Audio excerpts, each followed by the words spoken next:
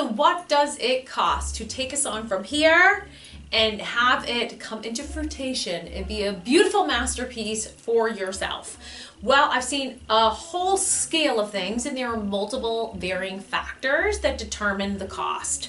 And so one thing, first and foremost, I want to break down is what I'm going to be taking a look at is the cost of producing a song from the instrumental, and also adding into the cost of what I've observed for mix and master, right? So what does mix mean in a song is typically when you're recording something, people can use, instruments that are from the different software that they're using, right? So it's not like someone really playing the guitar, it's the software that's doing that. But say you're a guitarist, right? You're gonna play that song or those chords or whatever you kind of have mapped out for